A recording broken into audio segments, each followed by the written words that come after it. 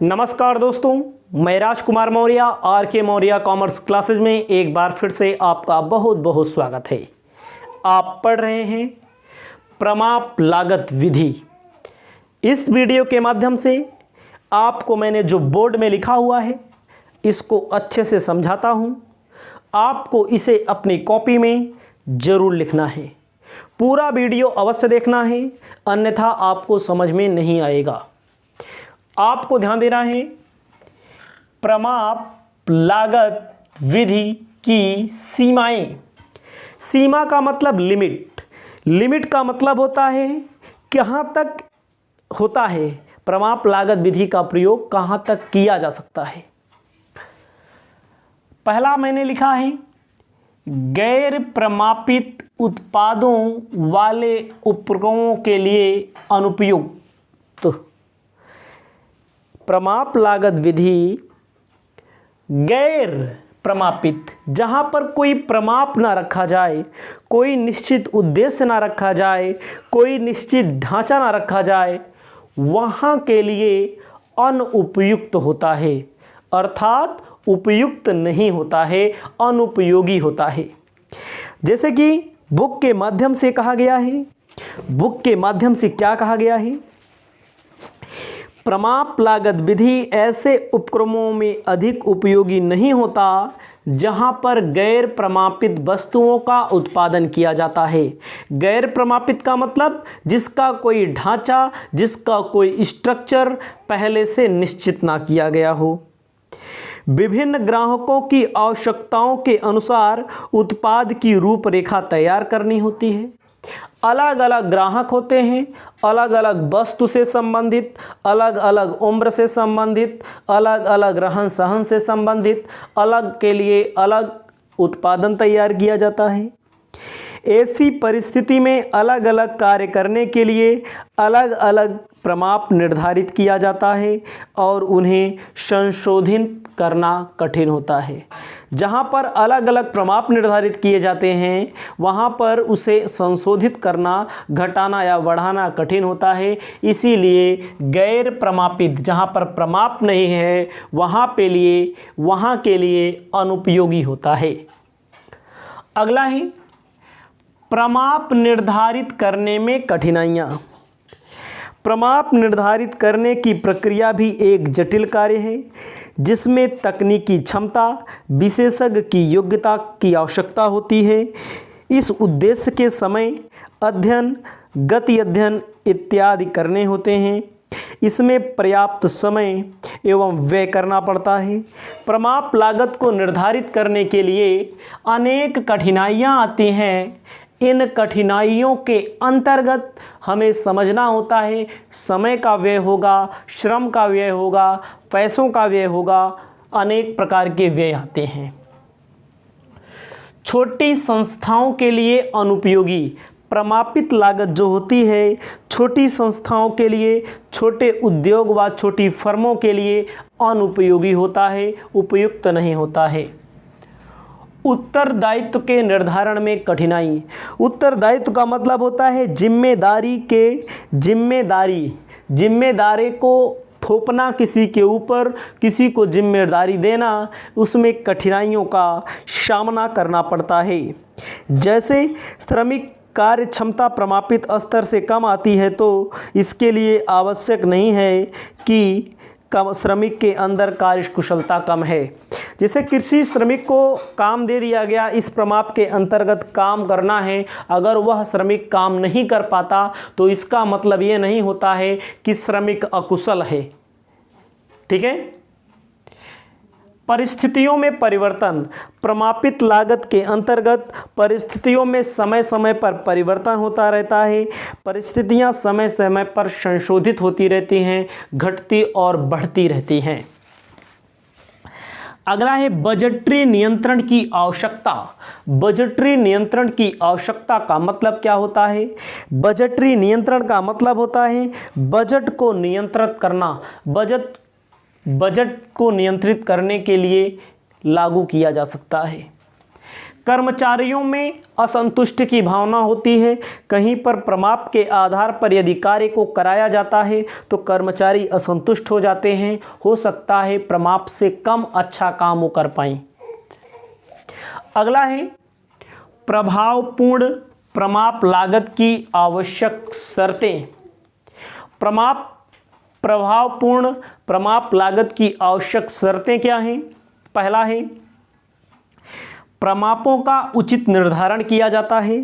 पहला है प्रमापों का उचित निर्धारण किया जाना चाहिए। कोई किसी भी प्रबंधक को, किसी भी कर्मचारी को काम जो दिया जाता है, काम जो कराया जाता है, उस काम का निर्धारण किया जाना चाहिए। तकनीकी प्रक्रिया के अनुरूप काम करवाना चाहिए। तकनीकी प्रक्रिया के अनुरूप काम करवाना चाहिए। काम जो हो, प्रमाप जो हो, सरल एवं स्पष्ट होना चाहिए। किसी को कोई काम दिया गया हो, सरल हो और स्पष्ट तौर पर होना चाहिए। विचरण विश्लेषण में शीघ्रता, उसका एनालिसिस करने में, वेरिएंस का, डाटा का एनालिसिस करने में शीघ्रता होनी चाहिए। विचरण प्रतिवेदन, विचरण मतलब वेरिएंस, वेरिएंस मतलब क्या होता है? रिपोर्ट जो वेरिएंस से संबंधित रिपोर्ट होती है, विचरण से संबंधित रिपोर्ट होती है, उसको शीघ्र देने का प्रयास होना चाहिए। रिपोर्ट अच्छी होने का प्रबंध होना चाहिए।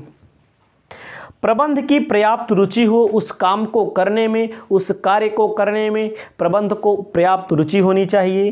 प्रमापित वस्तुओं का उत्पादन होना चाहिए। जिस प्रमाप पर वस्तु को उत्पादन करने के लिए दिया गया है, उस प्रमाप पर वस्तु का उत्पादन होना चाहिए।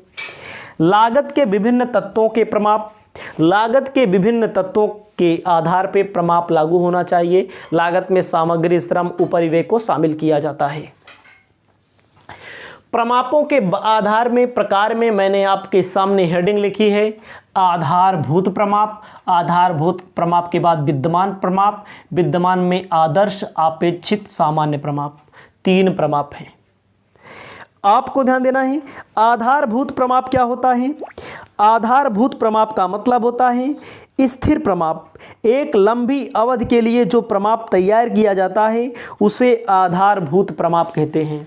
लंबी अवधि के लिए जो प्रमाप तैयार किया जाता है उसे आधारभूत प्रमाप के नाम से जाना जाता है। दूसरा होता है विद्यमान प्रमाप। विद्यमान प्रमाप वह प्रमाप होता है जो विद्यमान दशाओं को ध्यान में रखकर, व्यवसाय की जो विद्यमान दशाएं हैं उनको ध्यान में रखकर, जो दशाएं हैं उनको ध्यान में रखकर जो प्रमाप तैयार किया जाता है उसे विद्यमान प्रमाप कहते हैं। विद्यमान प्रमाप में आता है आदर्श प्रमाप।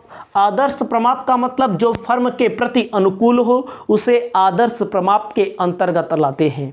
आदर्श प्रमाप वह प्रमाप होता है जो फर्म के अनुरूप हो, फर्म में न्यूनतम लागत पर अधिकतम उत्पादन करने की क्षमता रखता हो, उसे कहते हैं आदर्श प्रमाप।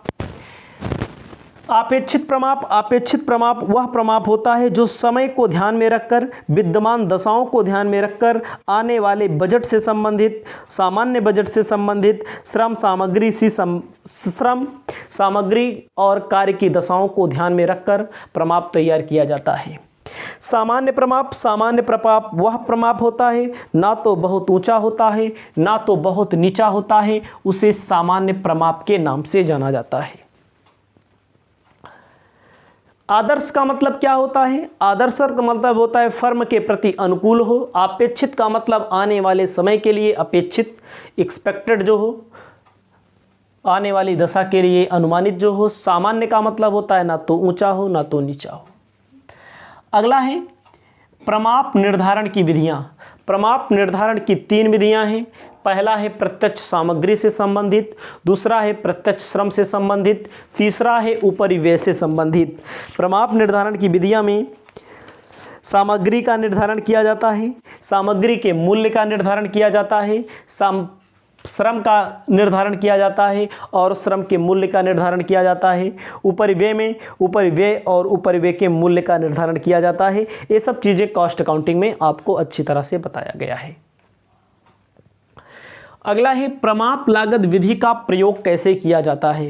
प्रमाप लागत विधि के प्रयोग में सबसे पहले मैंने लिखा है प्रमाप लागत विधि निर्माण उद्योगों व सेवा प्रदान करने वाले उपक्रमों में प्रयोग किया जाता है।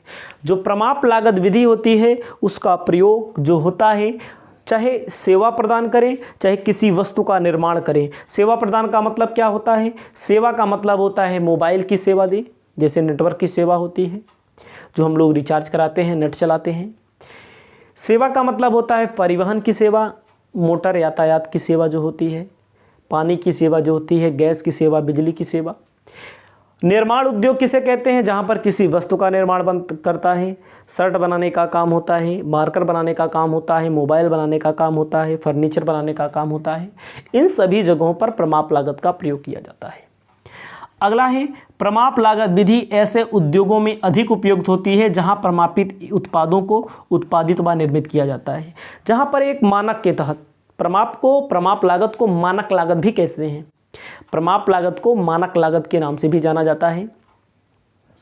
जहां पर किसी वस्तु का प्रमाप होता है, किसी वस्तु का एक निश्चित दायरा होता है, वहां पर ढांचे में जो वस्तु बनाई जाती है वहां पर प्रमाप लागत विधि का प्रयोग किया जाता है। कह रहा है यदि जॉब आदेश निर्माण में उत्पाद प्रमापित ना हो लेकिन निर्माणी क्रियाएं प्रमापित हों तथा पुनरावृत्ति की हों तो भी प्रमापित लागत विधि को अपनाया जा सकता है। जहां पर निर्माण में उत्पाद प्रमापित ना हो लेकिन निर्माणी क्रियाएं प्रमापित हों तथा पुनरावृत्ति की हों तो भी प्रमाप लागत को प्रयोग किया जाता है। आपको ध्यान देना है, प्रमाप लागत को मानक लागत भी कहते हैं। क्या कहते हैं? मानक लागत भी कहते हैं। मानक लागत के अलावा मानक लागत कहते हैं, मानक लागत के अलावा मानक परिव्यांकन कहते हैं, मानक परिव्यांकन कहते हैं। उसके अलावा प्रमाप परिव्ययन, प्रमाप परिव्ययन, इन सभी नामों से जाना जाता है। ठीक है, इसे आप अपनी कॉपी में लिख लीजिए। ये आपकी थ्योरी थी, थ्योरी से संबंधित महत्वपूर्ण टॉपिक मैंने आपको बता दिया है। आगे इसमें कुछ नहीं दिया गया है। इस वीडियो के साथ इस थ्योरी को हम समाप्त करते हैं। आने वाली सभी वीडियो आपको लाइन से मिलती रहेंगी। अब आपको मिलते हैं नए वीडियो में, तब तक के लिए जय हिंद।